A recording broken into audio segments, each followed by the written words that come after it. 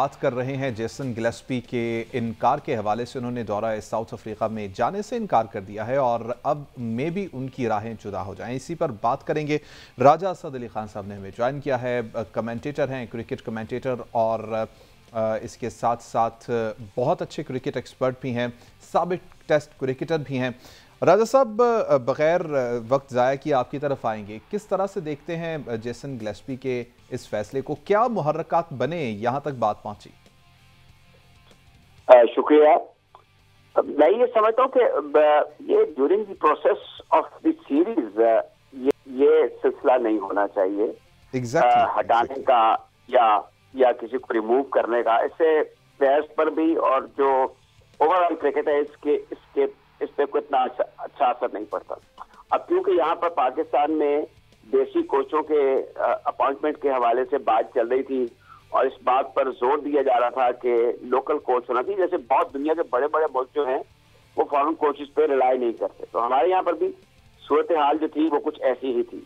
अब गिलेस्पी ने जाने से इनकार किया, ये इसका मतलब होता है काम करने से इनकारी। यू सी, उनका बैड एंड बेटर है क्रिकेट। अब ये खबरें जो हैं ये भी मीडिया के जरिए आ रही है। पीसीबी का मौक़िफ़ मेरे ख्याल में भी सामने नहीं आया। जी बिल्कुल। उन्होंने क्यों जाने से इनकार किया? अगर तो उसके कोई वैलिड रीजंस हैं, बीमार हैं, खुदा ना खास्ता, या कोई फैमिली में कोई उनकी पर्सनल है, बिजनेस मसरूफियात उनकी यही हैं और कोई हो नहीं सकती, इसमें अभी ये चीज़ गैर वाज़ेह है। लेकिन फिर भी राबिता मुनक़ता हो गया, दोबारा से कनेक्ट करेंगे। आप क्या समझते हैं अहमद सईद, कितना इसके साथ हमारे इन दो मैचेस के ऊपर ख़ास तौर पर फ़र्क पड़ सकता है? कितना ही अच्छा होता कि कुछ वक्त गुजार लिया जाता और उसके बाद इस तरह की न्यूज़ सामने आती? देखें, आपको याद होगा कि जो इंग्लैंड की सीरीज़ हुई थी उसमें पाकिस्तान ने जो कामयाबी हासिल की थी, उसके बाद भी जब पाकिस्तान की टीम ऑस्ट्रेलिया के दौरे पर रवाना होने लगी तो वहाँ पर मीडिया से बात करते हुए इन्होंने दबे अल्फाज में शिकवा किया था जेसन गिलेस्पी ने कि इस सीरीज़ के दौरान भी मेरे से बहुत ज़्यादा जो है वो मशावरत नहीं की गई, टीम बनाने के हवाले से भी और पिचेस के हवाले से भी।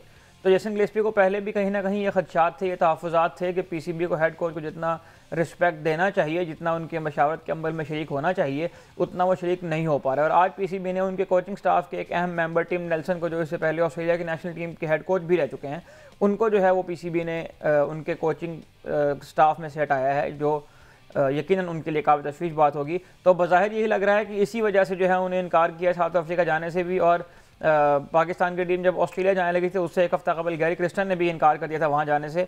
तो पाकिस्तान की टीम वहाँ जाकर जो है वो सीरीज़ जीत गई थी। तो हम यकीनन इस हवाले से भी जो है वो खुशगवार किस्म के इम्कानात अपने जहन में लेकर बैठे हैं कि शायद पाकिस्तान की टीम यहाँ भी कोई ब्रेक थ्रू कर जाए।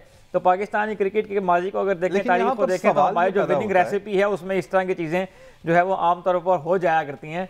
तो पाकिस्तान पीसीबी एज मतलब एक इदारे के तौर पर, पाकिस्तान क्रिकेट टीम एक टीम के तौर पर इस तरह की चीज़ों से यूज टू तो है, लेकिन अगेन ये कोई प्रोफेशनली बहुत अच्छी बात नहीं है कि आप अपने जो मुआहदे लोगों के साथ किए हुए हैं उनका रिस्पेक्ट ना करें, उनको पूरा करना यकीनन आपकी ऑब्लिगेशन है। बिल्कुल अहमद, सवाल यहाँ पर यही पैदा होता है कि क्रूशल टाइम पर इस तरह की चीज़ें आप क्यों सामने लेकर आते हैं? आप ऐसे टाइम पर ऐसी चीज़ें क्यों सामने लेकर आते हैं कि जब हम इंतज़ार कर रहे होते हैं कि अब टीमें एक्शन में नजर आएंगी और उसमें कोई ऐसी चीज इन्वॉल्व हो जाती है? आप क्या समझते हैं क्यों इस तरह से? अब कुछ देर पहले जैसे हम बात कर रहे थे रैपिड एक्शंस की, हम बात कर रहे थे, इस तरह के रैपिड एक्शंस पीसीबी में, जैसे आपने भी कहा, पहले भी सामने आए, आइंदा भी सामने आते रहेंगे। माइंडसेट क्या है इस तमाम चीजों के पीछे?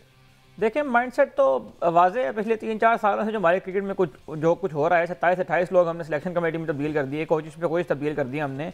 लेकिन प्रॉब्लम ये है कि जिस चीज़ के ऊपर काम होना चाहिए वो काम नहीं हो रहा। आप अगर देखें तो हमारे डोमेस्टिक में प्लेयर्स नहीं है, हमारे पास जो है जो प्लेयर्स का पूल है वो कम है, हमारे फिटनेस के मसाइल हैं, हमारा जो चैम्पियंस कप हो रहा है उसके ऊपर अभी हम बात करेंगे तो उसमें भी आपको नज़र आएगा कि जो कैचेस गिराए जाने का सिलसिला है, जो फिटनेस का सिलसिला है, वो यूं का तूं है। लेकिन हमारे यहाँ रोज़ाना इस तरह खबरें सुनने को यकीन आ जाती हैं कि कोच चला गया, सिलेक्शन कमेटी चेंज हो गई। तो माइंडसेट मतलब मैं खुद भी इतने अरसे से क्रिकेट देख रहा हूं, उसको कवर कर रहा हूं, लेकिन आगे वापस राजा साहब से ही पूछ लेते हैं। राजा साहब, सवाल ये था कि माइंडसेट क्या है? इस तरह की खबरें ऐसे क्रूशल टाइम पर सामने आती हैं कि जब हम ये इंतजार कर रहे होते हैं कि जब टीम्स अब एक्शन में नजर आएंगी और कुछ ना कुछ हमें अच्छा देखने को मिलेगा, तो सडनली ऐसी न्यूज, क्या समझते हैं आप? देखिए, टमाटर के साथ ये खबरें ऐसी आ रही हैं और हमारा जो क्रिकेट है और जो क्रिकेट बोर्ड है और जो टीम है उसके हवाले से दुनिया भर में वो एक जो क्रिकेट फैंस इस किस्म के भी होते हैं जिनको जिंदगी याशी की जरूरत होती है कि गोल्ड की खबरें जो पहुंचती नहीं किसी मुल्क के हवाले से, और इसमें ज्यादा अमल दखल हमारी जो आजू बाजू में जो मुल्क है, खासतौर पर जो इंडिया है, उसका मीडिया भी बिना वजह ऐसा की रहता है। पता नहीं ये बात है या नहीं है। Most of the time PCB में सोबराइटी प्रिवेल करती है, वो बातें ऐसी नहीं करते, ना इस पर रिएक्ट करते हैं। और ना मेरे ख्याल में मतलब यकीन को अगर हम जैसे लोग भी हमें उसको करना चाहिए। अब जो खबर आई है कि वो नई अवेलेबिलिटी शो की है, एक वजह हो सकती है। अच्छा, वक्त थोड़ा है राजा साहब, वक्त थोड़ा है। इज इट गुड और बैड इस पॉइंट पर? और आकिब जावेद का वापस आ जाना, जैसा कि अब नजर ही आ रहा है, इम्कान यही जाहिर किया जा रहा है, गुड होगा बैड होगा टीम के लिए इम्पैक्ट इसका? देखिए, देसी कोच को मैं हमायत में हूँ उसकी, लेकिन जो सेंड ऑफ है ना वो मुनासिब तरीके से होना चाहिए। सर अनसेरेमोनियसली नहीं होना चाहिए, किसी का वैसी हो जाए या बाद में बातें बनाए, जैसे गैरी कर्स्ट ने भी ऐसा किया था। ऐसा नहीं होना चाहिए। आप इज्जत से किसी को बुलाएं, इज्जत से उसको रुखसत करें, बस दैट्स इट। बीच में ख्यालात अपने बदल लें, अपने इरादे बदल लें, कभी कुछ करें कभी कुछ करें, that's not fair. Aqib Javed is certainly the best choice. वैसे वो सदर दफ्तर में बैठकर भी, क्रिकेट बोर्ड के हेडक्वार्टर में बैठ के भी अच्छे काम कर रहे थे, अब वो टीम के साथ अटैच हो गए हैं। Let's hope for the best. मैं इस चीज पे मेरा फर्म बिलीव है कि हमारे देसी क्रिकेटर हैं, वो बिल्कुल देसी हैं, इनकी अंग्रेजी ठीक नहीं है, इन फिजिक्स और केमिस्ट्री का नहीं पता, लिहाजा to every action there is reaction, वो इन चीजों को नहीं समझते। और अब यही है कि अब आगे के लिए ख्याल करना होगा, और अगर ये तब्दीली की इरादा कर लिया है पीसीबी ने, तो let's go for that and hope for the best. बिल्कुल ठीक है राजा साहब। सवाल यहां पर यह भी बनता है कि अगर आकिब ही वापस आते हैं तो फिर आकिब ही अगर इस जिम्मेदारी को भी लेते हैं तो इतनी सारी जिम्मेदारियों को एक साथ निभाना उनके लिए भी पॉसिबल होगा और अच्छा इसका प्रोडक्ट निकलेगा। देखिए, ये जो हेड कोच होते हैं, इतनी भी रिस्पॉन्सिबिलिटी नहीं होती कि उन्होंने बिल्कुल जाके रोल करवानी है या नेट लगवाना है या स्टंप्स में जाके गाड़नी है या फिर वो कहना कि उठो सुबह हो गई है। Not at all. ये अपना बदला हुआ जमाना है, इतनी रिस्पॉन्सिबिलिटीज नहीं होती। फिर उनको पता है कि 12, 13, 14 तो जहन आप भी बना लेंगे। हमें पता होता है कौन से क्रिकेटर्स हैं, कौन से नहीं। एक हाथ का बीच में बड़ा अच्छा एक फैसला करना, तो तगड़ा फैसला करना होता है। मेरे ख्याल में उसके अहल हैं। और ये अब सूरत हाल ऐसी है कि वहां पर भी टेस्ट क्रिकेट भी है, बसाइड ओडीआई, दो T20 तो है, तो काफी काम उन्हें करना होगा। अब गिलेस्पी का एट द 11th आवर, अभी तो सीरीज शुरू हो चुकी हुई है, या अब वो टेस्ट मैच में उन्होंने अब ऐलान कह दिया जो आप बता रहे हैं कि वो अब अवेलेबल नहीं होंगे 2 टेस्ट मैचों के लिए। तो ये बहरहाल कोई इन बिटवीन कोई अच्छी खबर नहीं है, लेकिन इसको जाहिर है कि वो एलिमेंट ऑफ अनएक्सपेक्टेड समझते हुए पीसीबी को इसके मुतबादिल बंदोबस्त कर लेने चाहिए, वो कर लिए होंगे। और Aaqib Javed is at the helm of the affairs now as far as the red ball is concern.